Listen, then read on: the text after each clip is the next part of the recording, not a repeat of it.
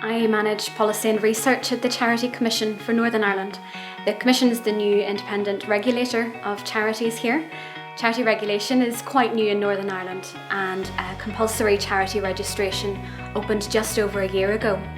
It's a new process, and we know that any new process can be daunting. So we're keen to point charities in the direction of support, advice, guidance that they can access. And a key support for charities would be the likes of helper groups such as local support networks. I come from quite a community background. I've been involved in community activities probably since the late 80s. Presently I manage the Rural Development Programme in the North East. We work very closely along with North Antrim Community Network in particular.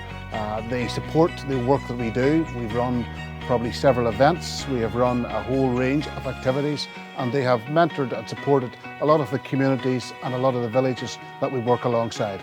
We have worked as the MARA project. I'm the lead for the project with the networks for about 6 years. And prior to that I've worked with a number of the local rural support networks on a range of projects.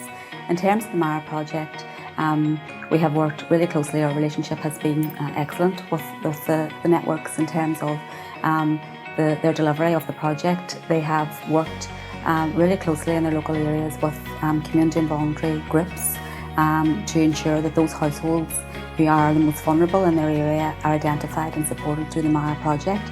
We have a long established relationship with community networks in this area, and certainly over the years I think that we would say that it has made a significant difference.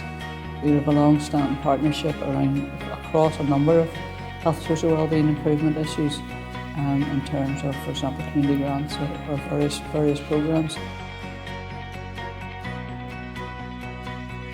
I think the difference it makes is that the networks are more local and more accessible to communities. So if you take this locality, we cover in Public Health Agency 10 local councils currently, and that's very difficult for a relatively small team of people that work with me in the team.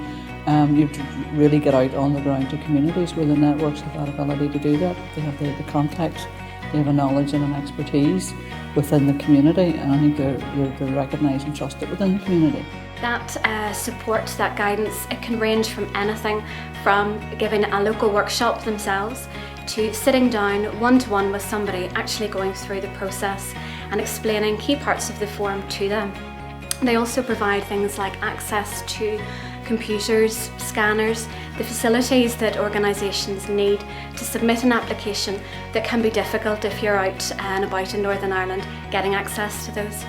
Within the last year, many groups in Down District were successful in applying for over £1 million of funding from the Rural Development Programme. They were guided through the planning of their projects and the application process and the management of their projects by County Down Rural Community Network. Our relationship has been very positive, both in terms of the relationships that we have personally built up with the staff there. There's been great mutual respect and trust within the project, and they have delivered very successfully on all the targets of the project. I think it's actually added a lot of value to our programme. We've run several programmes, particularly one around village renewal, and the partnership that we developed alongside the Rural Network meant that we could A, do far more villages, B, we could actually work much more intensively with them. And I think the village renewal programme that we ran here in the North East has been as good, if not better, than any other in Northern Ireland. And I think that's down to the partnership. The network also helped to bring in other funding, they brought in other expertise. Often they are familiar faces to these groups in their local community. They're accessible, they're local, and those are things that we really recognise with the local support groups. We have visited in the course of the MARA project and its predecessor over the past 6 years about 16,000 household visits, and from that project almost 1 in 3 there's almost 3 referrals from every visit made, so there have been a substantial benefit to the rural community during the project. I think it's important to have independent community networks for a number of reasons. Firstly, As an independent network who are separate from statutory organisations, they have the ability to draw in funding from a range of sources, and in the current climate that we work in, it's important that organisations can avail of funding from charitable trusts, regulatory, etc. I think it's very important indeed to have independent community networks. We work with a whole range of stakeholders and a whole range of organisations, councils, InvestNI, community organisations, and a range of support organisations. What we feel is that the independence of the NACN and the other RSNs means that they're given advice not based on any vested interest. They've got a whole range of people with a range of skills in community development, in rural development and in animation that are more than useful to us, and we know if we go there, they're going to give us the type of support that we're looking for and that the villages need. We know that some local small charities may be a bit daunted to approach us as the regulator, so it's important that the local rural support networks are independent of us, they're independent of statutory bodies, they're familiar and friendly to the local groups on the ground. I think it's important to have independent community networks because it does give an independent voice and an ability within the usual governance frameworks, and an ability to test and to stretch and to challenge and lobby in a way that for example, statutory agencies may be more constrained. They also have a key lobbying and advocacy role, and as an independent organisation they're able to do that much more easily than they would if they had any affiliation to a statutory organisation.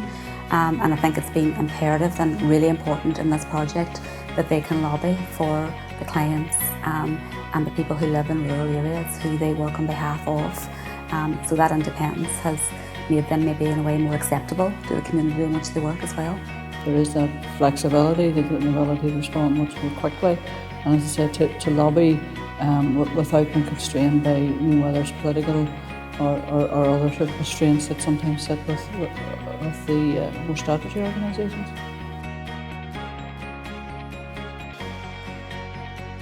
I think potentially the role of community networks will be even more important with the new council boundaries coming into place, because the councils are going to be larger, so potentially people may feel more removed from their local elected representatives, and there's going to be less actually are elected.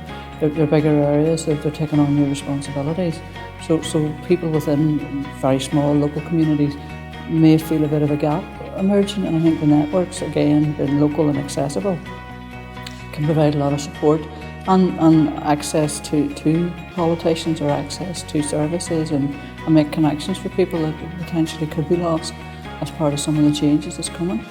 I think the role of the community networks will be key. They've already been working across council structures already, so I think they can engage quite quickly there. They've also been working probably for at least 20 years, probably more. So they bring an independence, they bring a range of skills. They can to a certain extent be seen as an honest broker. They don't have to be so involved in the quite natural political arena that councils are involved in. So the types of activities they can do, they can get on with the day-to-day stuff. And I think they've built up a rapport, and I think they've built up a trust with the communities that they're presently working with. And a relationship between Down District Council and the local rural network that goes back nearly 20 years. Down District has benefited to the tune of many millions of pounds of external investment that the council simply could not have won on their own. As a statutory organisation, we don't have those local links. We could not deliver this project on our own. We need the likes of the rural support networks to work in partnership and in collaboration with us to deliver the project. One of the other things was that in the middle of the programme, we were looking for projects. Our spend was going well, but we felt we needed more support, particularly in the community sector. And again, our partnership with the rural networks actually meant that we were able to get out to more villages, we were able to get more applications in. That actually helped the spend profile. We were able to spend much more widely across the area, and I think we got better quality projects and we got a lot more projects. For us as an agency and an organisation, it's easier to work with an umbrella organisation than to work with hundreds of smaller groups. The work of the local support networks is important to us now, but also for the future as we roll out registration in years to come, but also as we roll out things like annual accounting and reporting, other new processes where we hope that the local support networks can also provide guidance and advice to local charities. So we'd like to thank them for the work that they're doing at the moment and for that going forward, and encourage any charity that does have a query or a concern about the registration process, go to these groups. They provide a great deal of support and you'll be able to get some help from them.